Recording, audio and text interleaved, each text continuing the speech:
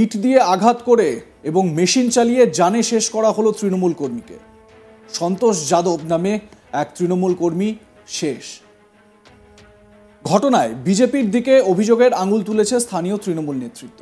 আর বিজেপির নাম জড়িয়ে পড়তেই এই ঘটনাকে কেন্দ্র করে শুক্রবার 31শে জানুয়ারি সন্ধ্যা নামতেই অগ্নিগর্ভ হয়ে উঠল উত্তর 24 পরগনার নৈহাটির গৌরীপুর সংলগ্ন এলাকা। ঘটনার পরই বেশ কয়েকজন বিজেপি কর্মীর বাড়িতে হামলার অভিযোগ ওঠে তৃণমূলের বিরুদ্ধে।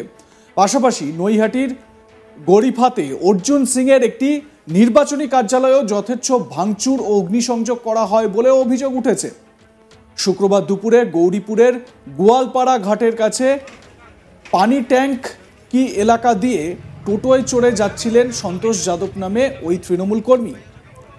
এই সময় বাইকে এসে তার পথ আটকায় দুষ্কৃতীরা। শুরু হয় দুপক্ষের মধ্যে কথা কাটাকাটি। এরপর ইট দিয়ে সন্তোষকে আঘাত করা হয় বলে অভিযোগ। তাকে লক্ষ্য করে চালানো হয় মেশিন গান। মোট 4 রাউন্ড আগ্নেয়াস্ত্র চালানো হয় তার দিকে। এই একটি লক্ষ্যভ্রষ্ট হলেও 3টি তার শরীরে লাগে। ঘটনাস্থলে জানে শেষ হয় 32 বছর বয়সী সন্তোষ যাদব। ঘটনার পরেই নৈহাটির রাজ্য সাধারণ হাসপাতালে নিয়ে যাওয়া হলে চিকিৎসকরা তাকে মৃত বলে ঘোষণা করেন। এই ঘটনায় তৃণমূল বিজেপি চাপানুতোর শুরু হয়েছে জোর কদমে। জেলা তৃণমূল নেতৃত্ব সরাসরি ভাটপাড়ার বাহুবলী নেতা অর্জুন সিংকে এই ঘটনার জন্য দায়ী করেন। স্থানীয় সাংসদ পার্থ ভৌমিক ঠিক এই ভাষাতেই অভিযোগ করছেন অর্জুন সিংয়ের বিরুদ্ধে।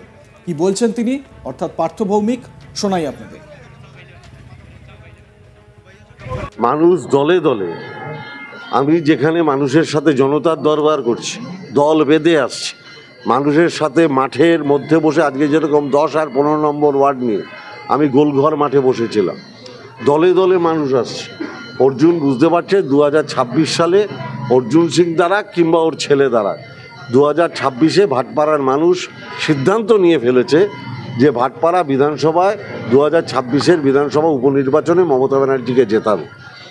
অর্জুন সিংয়ের মাথা খারাপ হয়ে গেছে। আরেকটা প্রশ্ন আমার দাঁড়িয়ে গেল, সেটা হচ্ছে আপনি প্রথমে নির্বাচনের আগেই বলেছিলেন যে এখানে একেবারে গুন্ডারাজ বন্ধ হয়ে যাবে। তা সেটাই তো বলছি। আপনি তো একদিনে শেষ করতে পারবেন না, এত গুন্ডা পুষেছে। আস্তে আস্তে দেখুন না, ক্রমশ ক্রাইম কমছে। প্রাসঙ্গিকতা বজায় রাখার জন্য এই যে একটা গুন্ডা, এই গুন্ডা তো আর থাকবে না। এই যে আজকে এরা তো এবার জেলে ঢুকে যাবে।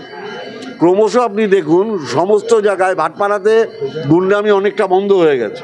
এবার যেহেতু ভাটপাড়া, জগদ্দল, টিটাগড় সব জায়গায় গুন্ডামি, ক্রমশ অর্জুনের গুন্ডারা ঢুকে যাচ্ছে, পালিয়ে যাচ্ছে, এলাকা ছেড়ে চলে গেছে, গুন্ডামি কমে গেছে। অর্জুন এখানে ধারুয়া রাজেশ বলে একটা ক্রিমিনাল আছে, একে দিয়ে অর্জুনের ডান হাত।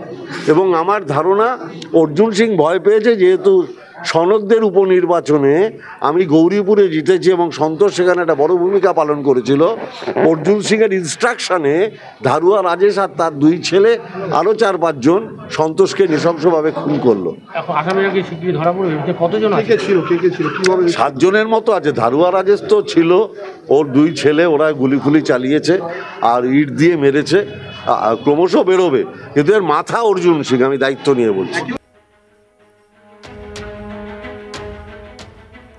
এ বিষয়ে পৌরপ্রধান অশোক চ্যাটার্জি কি বলছেন, শোনাই আপনাদের। সন্তোষ আমাদের সক্রিয় কর্মী, এটা অস্বীকার করার কোনো জায়গা নেই।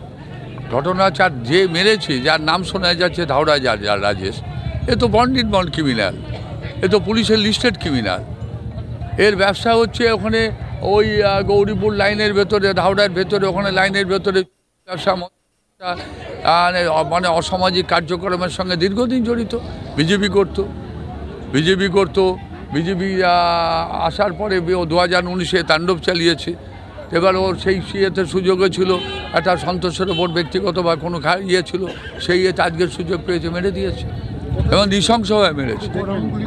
গুলি তো 2-3 রাউন্ড করেছে, দেখা তো যাচ্ছে না, যেটু মোটামুটি দেখা যাচ্ছে, যেটা ক্ষত চিহ্নে পাওয়া যাচ্ছে, 2 রাউন্ড করেছে, একটা নাকের এখানে করেছে, একটা মাথায় করেছে, তারপরে ইট মেরেছে। আমাদের যেটুকুনি ওখানে দাঁড়িয়ে বোঝা যায় যে প্রথম ইট মেরেছিল এবং সে গুলি করেছিল, গুলিটা লাগেনি। তারপরে মাথায় ইট মারে পড়ে যাওয়ার পরে, পড়ে গেলে যেটা হয় সেখানে ওর হাত। হ্যাঁ, উদ্দেশ্য কী ছিল? উদ্দেশ্য তৃণমূল নিধন। এ তো বিজেপি করবে, এটা বিজেপি গৌরীপুরে বিজেপির মাটি হারিয়ে ফেলেছে। গৌরীপুরে বিজেপির পায়ের তলায় মাটি নেই, সেই মাটিটা ফেরত পাওয়ার জন্য এরা এতদিন চুপচাপ ছিল। আমার তো মনে হয় প্রশাসনিক আরও তৎপরতার সঙ্গে ব্যবস্থা নেওয়া উচিত। গৌরীপুরে এই ধরনের বিজেপির খুনি যারা তৃণমূলকে মারার জন্য তৎপর হয়েছে, আগামী দিনের জন্য অপেক্ষা করছে, তারা আরও অঘটন ঘটিয়ে দিতে পারে। আমরা পুলিশের সক্রিয়তা চাইছি এবং অবিলম্বে লাউড়া রাজেশ্বরী হত্যার সঙ্গে যারা জড়িত ছিল তাদের গ্রেপ্তার দাবি করছি এবং দৃষ্টান্তমূলক শাস্তি চাইছি। আমি শুনতে পাচ্ছি 2-3 জন ছিল ওরা ওখানে, ও একা ছিল ওখানে, এসেছিল টোটোয় করে আসছিল। টোটোওয়ালার যা স্টেটমেন্ট, সে বলছে এই ধরনের ওকে প্রথমে গুলি করা হয়, সেই গুলিটা লাগেনি, দ্বিতীয়বার ইট মারা হয়, ইট মারলে পরে পড়ে যায় এবং প্রথম যে আর্মসটা নিয়ে ওর ওপরে হামলা করেছে আর্মসটা ও কেড়ে নিছিল, আর্মসটা হাত থেকে কেড়ে নিছিল। তারপরেই ঘটনা ঘটে। যে মারা গেছে তার নাম কি? সন্তোষ যাদব। সে আমাদের তৃণমূল কংগ্রেসের অবশ্যই কর্মী, অস্বীকার করার জায়গা নেই। আর যে মেরেছে সে আপনাকে আগেই বললাম নটোরিয়াস ক্রিমিনাল এবং পুলিশ নৈহাটি থানার লিস্টেড ক্রিমিনাল। এমনকি নৈহাটির তৃণমূল বিধায়ক সনদ ভৌমিক জানান সন্তোষ যাদব তাঁদের দলের একজন সক্রিয় কর্মী। তৃণমূলের স্থানীয় নেতা নেত্রীরা তারা প্রত্যেকেই বলছেন সন্তোষ যাদব তৃণমূলের সক্রিয় কর্মী। তৃণমূলকে টার্গেট করাই হচ্ছে সেখানে বিজেপির একমাত্র লক্ষ্য। তার কারণ হচ্ছে এই গৌরীপুর যে জায়গা, সেই জায়গার দখল বিজেপি নিতে পারেনি। সনদবাবু তিনি এ বিষয়ে কি বলছেন? সনদ ভৌমিক তৃণমূল বিধায়ক, শোনাই তার বক্তব্য। গত লোকসভা নির্বাচনে অর্জুন সিং হেরে যাওয়ার পর থেকে তার পোষা যে ক্রিমিনাল